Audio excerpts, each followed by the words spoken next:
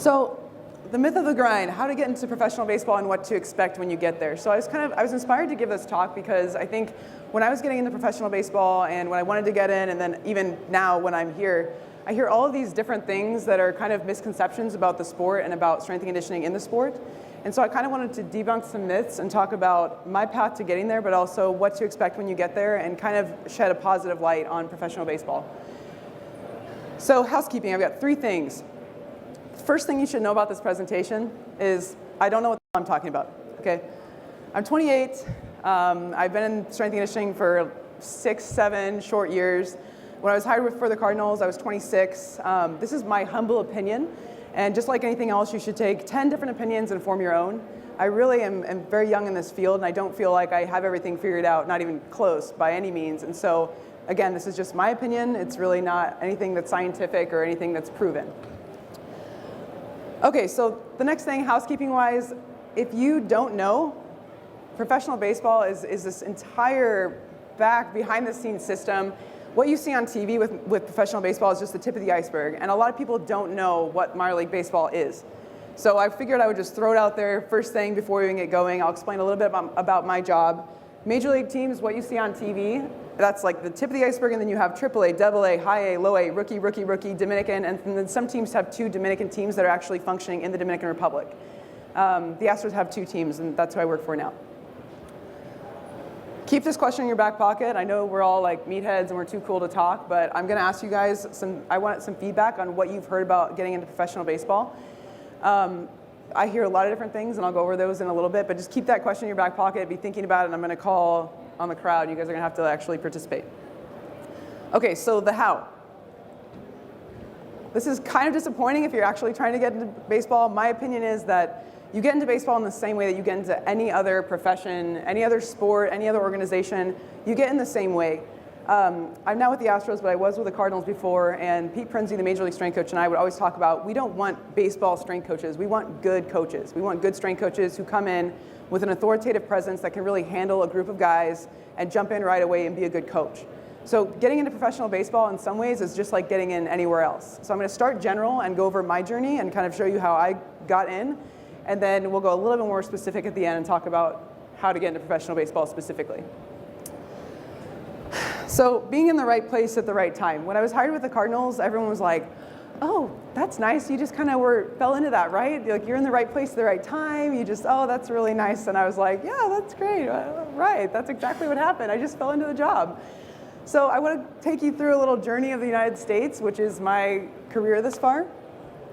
I was born in Omaha, Nebraska, and I was recruited by the University of New Mexico to go and play softball there. So I left Omaha at the age of 19, transferred from Creighton University to New Mexico, moved to Albuquerque. After that, I was at New Mexico, and that's kind of where my career in strength and conditioning started. Chris Frankel was one of my professors. He's now with TRX.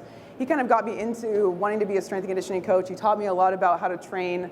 And I remember I was on the interstate in Albuquerque with him, and I said, Franco, where's the best place in the country that I can go and do an internship? And at the time, he said Athletes Performance. And I was like, all right, I'm going.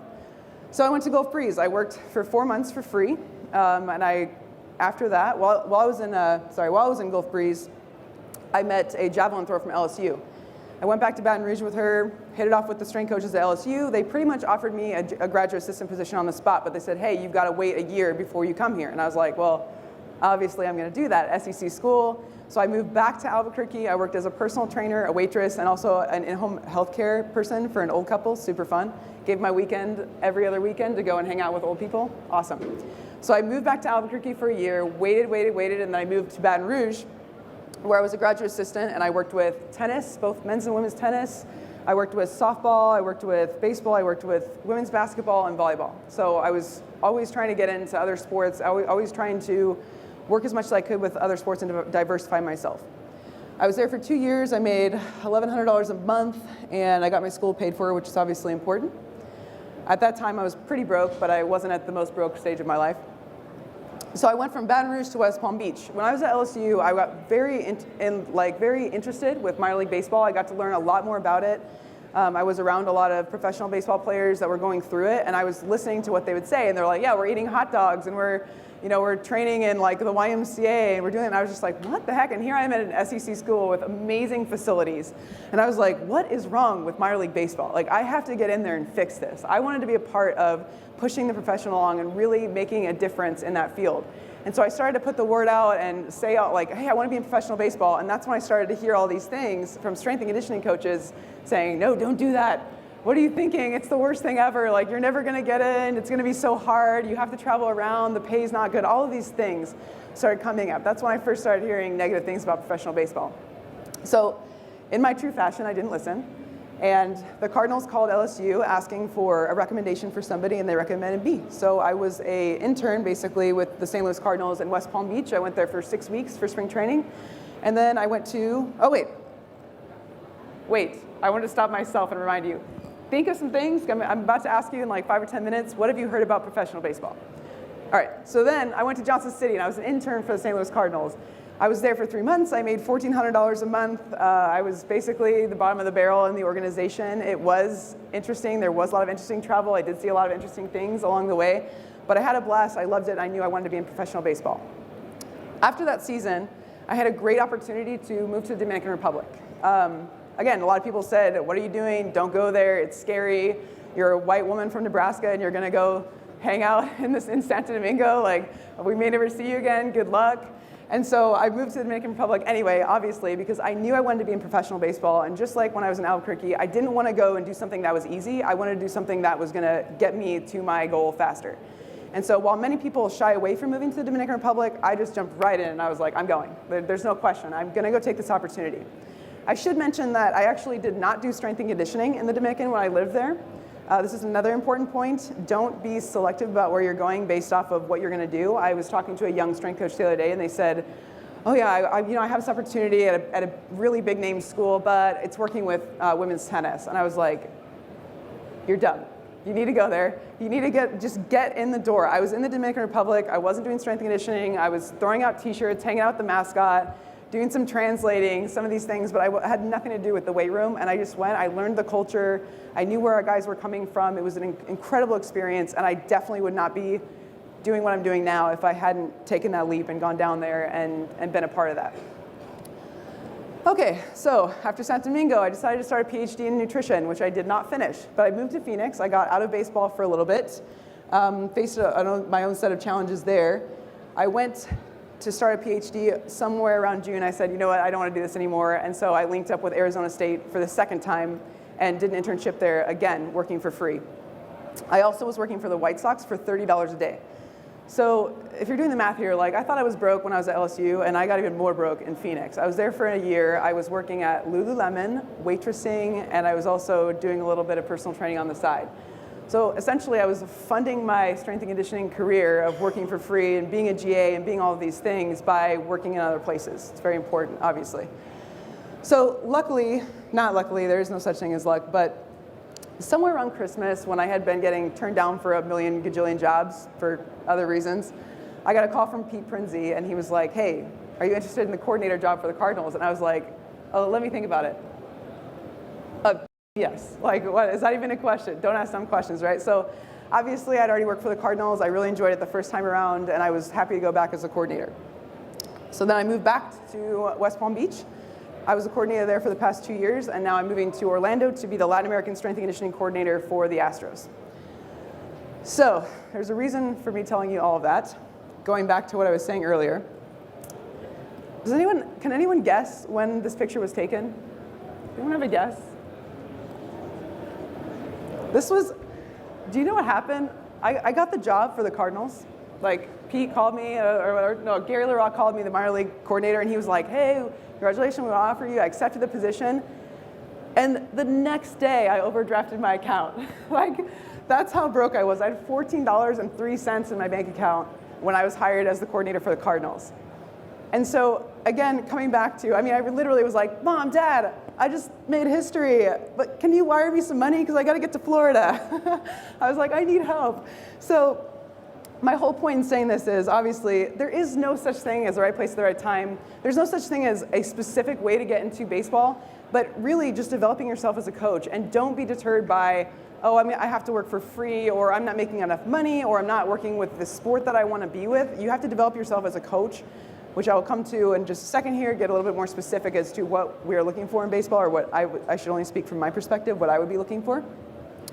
It's really about putting yourself in the right place all the time. And so I had plenty of opportunities. There are plenty of my classmates in college that were like, oh, I'm just going to go to this local sports performance facility, or they would be like, oh, you're going to wait a year to go to LSU? You know, I'm already a year into my master's. You're going to wait a year to go there? And of course, like, why wouldn't I? If it's going to make me a better coach, I'm going to do it. It's pretty simple.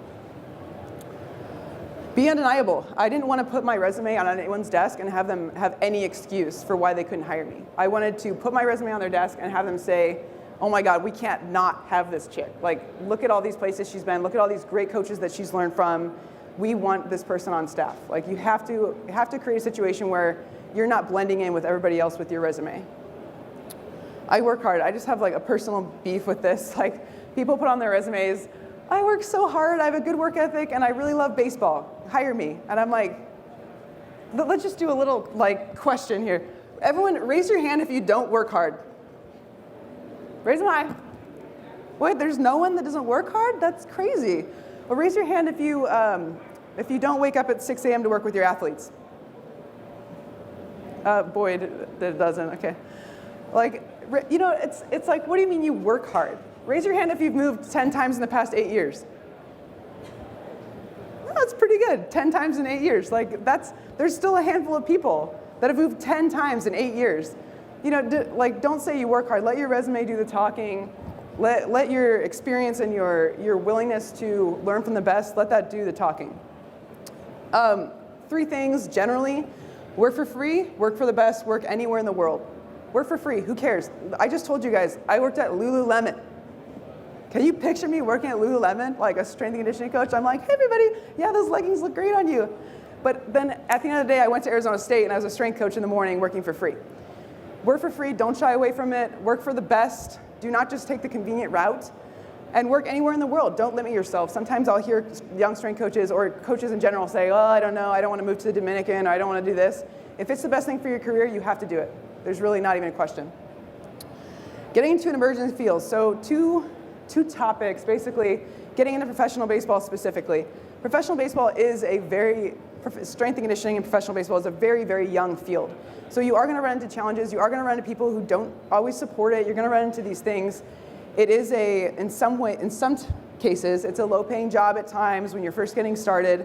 You need to set yourself up to be successful outside of baseball. And so when someone calls me and they're like, yeah, I'm in my undergrad, I really want to be in professional baseball, first of all, I say, you don't even know what that means. And second of all, I say, okay, if you want to be in professional baseball, go work in college. Because really, you're going to get this year-round experience. You're going to be able to work with your team in the off-season. You're going to get team coaching where you have to be an authoritative presence for a big group of people. It's not always the same in professional baseball. Furthermore, if you jump into professional baseball right away and you're like, oh, I want to be in professional baseball, and you don't really know what you're getting into, and then you want to go back to college, good luck.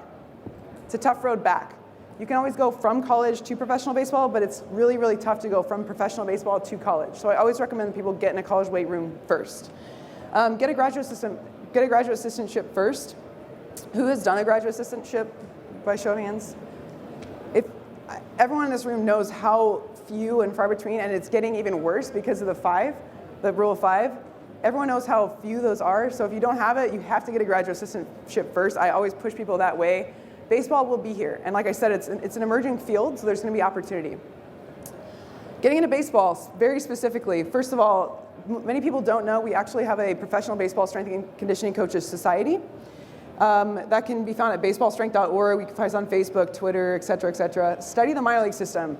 I don't know how many times people have to ask me, like, I just got hired by the Houston Astros, and they're like, oh, great.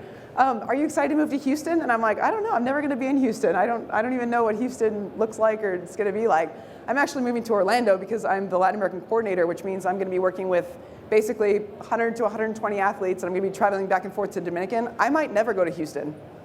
I literally never went to St. Louis, like not even one time for my job when I was with the Cardinals for 3 seasons. Be ready to move, not just be willing to move. Yes, you have to move as a strength coach, but baseball is a whole different beast. There's 8, 9 different minor league teams, so you can plan on being in 3, 4, 5 different cities if you actually want to be a major league strength coach, you want to be in baseball for a long period of time. Okay, the what.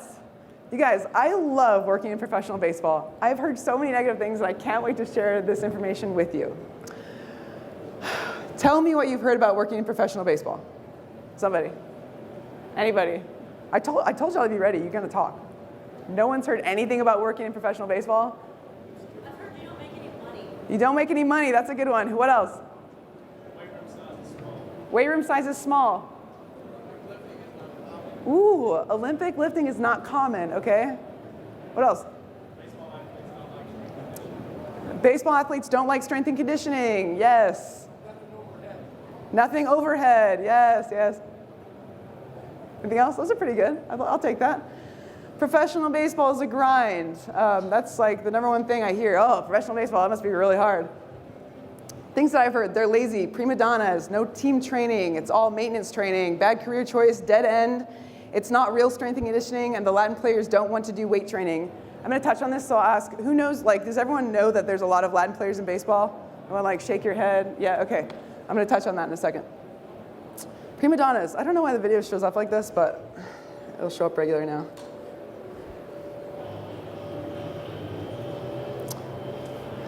Oh, yeah. Super serious, you guys. Everyone's a prima donna. Nobody wants to be, everyone's way too cool. Oh, way too cool. Those guys are like some of our top guys in the organization. They're hilarious.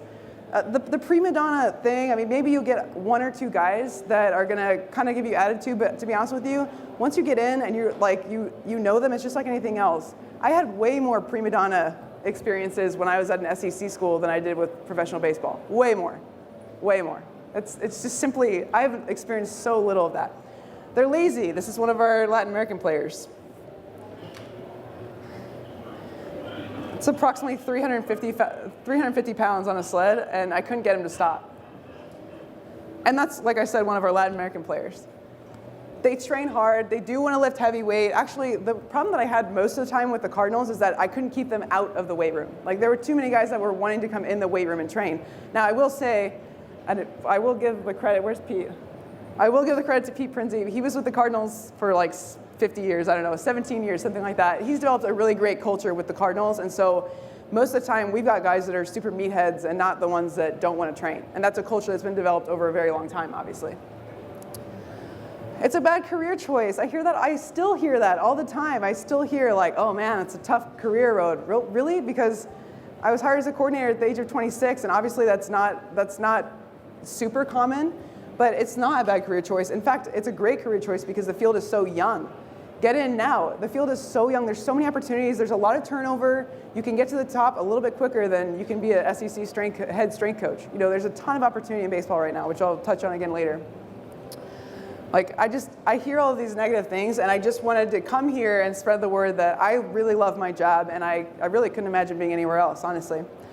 All right, let's go to the Latin players. 30 to 50% of professional baseball are Latin American players.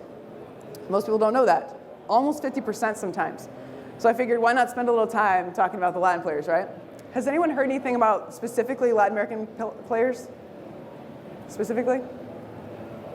Okay. Here's what I hear all the time. They're lazy, they don't get it, they're dumb, they're bad teammates, they don't like to train, they can't learn. So my job with the Houston Astros as the Latin American strength coordinator is I'm going to be based out of Orlando, travel back and forth to Dominican about 10 weeks out of the year. My sole job is to teach these guys not just physical things, but more importantly, the mental things. I get to coach them. I get to have these hands-on, personal meetings with them. I get to really develop them into young men. How many people in this room have said, wow, wouldn't it be nice to be at the high school level and get to work with all those young players? Just me? Like, it's, you know, by the time you get them in college even, you want to work with those young players that you can really impact. John Garish, perfect example. He's doing a job at the high school level, and it's so fun to get to work with young players. From a physical standpoint, they're a blank canvas, but also from a mental standpoint. You really get to shape them. They can't learn. I really get upset about this. They can't learn. These guys are coming from basically broken homes. They have an 8th grade education sometimes, and that 8th grade education really is like a 3rd grade education. If you ever go to the Dominican Republic and you're not on the beach, which is where I lived, not away from the beach, I was in the city, you go and hang out, and you're in the streets, and basically you see these like 8-year-old kids selling avocados, and you're like, oh, that's so sad. And then you're like, oh, wait a second, in like 5 years, that's my freaking player. Like, he's selling avocados on the street.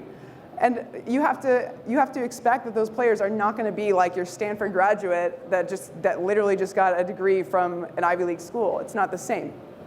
You have to be willing to teach them and educate them even more so than you would with your regular players. Obviously, this is me teaching a player English. I'm pretty sure that in the college setting, you're not dealing with that every day. They don't get it. So I want to share this video, and then I'll explain what's going on in it. It's kind of hard to see. So we have this thing called Instructional League. It's a 6-week-long camp at the end of the season. And during Instructional League, every day, we would have the players come up to the board, and we would explain what was going on, similar to what you might do in a college weight room. He just demonstrated a clean pull. So whoever just said Olympic lifting, whatever, yeah. So he just demonstrated a clean pull. At the end of the camp, we asked for volunteers for the guys to come up and do the board. We had done the board the whole time. They'd seen us do it every day. And so we asked for volunteers, which is, it might seem like a small thing, but we're talking about these kids are 18 to 20 years old, and most of them were Latin players, and they don't have the education. We just talked about it, they come from broken homes. What an opportunity to create a leader. You know, so we give them this opportunity, and they absolutely killed it. He's like demonstrating a med ball throw. They absolutely killed it. If you don't give them opportunities to learn, you don't teach them, they're never going to learn. If you don't give them opportunities to be leaders, they're never going to be leaders. And so when I hear these things about the Latin American players, it just frustrates me sometimes, because we as coaches are tasked with that every day. And if we're not creating opportunities for them, then they aren't going to get it, of course. They're bad teammates. I hear that too. Again, something if you grew up every single day having to, I hate to say it, but sometimes hustle and steal for things. I mean, at times there's environmental issues that happen that we have to deal with on a regular basis. And for me, again, some people are deterred from professional baseball because of that, but I love it. I can't wait to reach out to those young athletes and really make an impact in their life. And with these guys, it's heightened more so even than like an inner city kid that you get in college. I mean, it's a whole different level from a third world country. They say I've got to learn, but nobody's here to teach me. Okay? If we want to complain about these Latin players, or anyone in baseball, the young kids that you get, the high school drafted kids, if you want to complain about them, sometimes, again, it's like we can either piss and moan or we have to have a solution to the problem. And for me, fortunately, as the Latin American Strength and Conditioning Coordinator for the Astros, I'm going to get to do that, really dig in with my hands and make an impact on these kids' lives, not just in baseball. That's like the last of my concerns. So, conclusions, repeat after me. The field is what you make it, your athletes are what you make them, and baseball is what we say it is.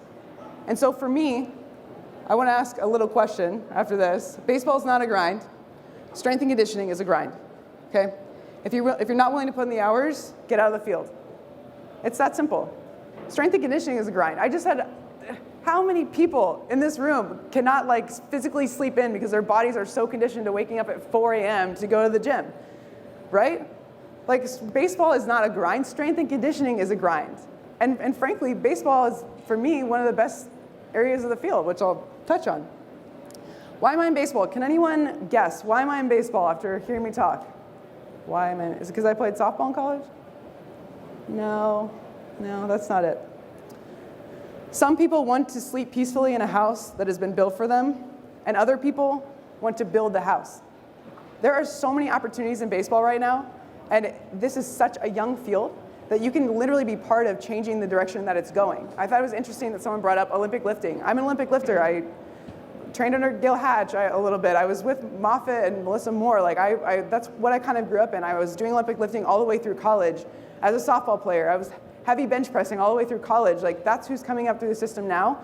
Yes, there's some resistance to it, but I mean, there's so many opportunities. I get to be the person who brings Olympic lifting to baseball if it's appropriate. And if people are willing to do it, I get to do that. That's something that I get to be responsible for. That's incredible to me. If you're ready for a challenge, now is the best time to be in baseball, and here's why. Chance to impact the field, I just talked about that. You literally can change how people view strength and conditioning in baseball. So I just heard all of those things about, some things about the facilities, maybe you're not gonna change, but like, how do we get paid more? How do we get paid more as strength coaches? Do you just go into administration, you're like, hey, I want more money? No, you create value. You bring in better coaches, you contribute to the team, you make a difference. Your sport coaches are like, hey, this guy's bad, or this girl's bad, we need her. You create value that way. You don't just go and like ask for things and be like, hey, I want more money. That doesn't work, right? Nobody's ever done that, right? We get to dictate where our salaries go by how we act and what we contribute. Chance to impact baseball, that I just talked about with like Olympic lifting. That's just one of many things that you can impact baseball with. Opportunities for growth, I've already talked about that. It is an emerging field. There's a lot of opportunity. Have a player for 10 years. Sometimes people will be like, oh yeah, you don't really get to do that development with your players in professional sports. Oh really? Because I have a kid when he's 16 and then have a kid when he's 30. That's long-term development.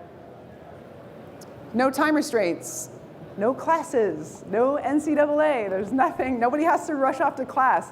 If you want to have a kid in the weight room 5 days a week, you can do it. There's no restrictions. You get to have your hands on them as much as you want. More time around the athletes. As much as, yes, we don't see them in the off season, and if you've heard that, that's all true. We don't see them in the off season typically, but we do spend every day with them for 210 days. And by the way, it's every day for like 14 hours a day, and you're in the bus, and you're in the dugout, and you're in the hotel, and I mean, sometimes it's sickening, right? But like, we do get to spend a lot of time around our athletes. You get to know them better. You get to see them more from a physical standpoint as well in the weight room. Travel and off-season time.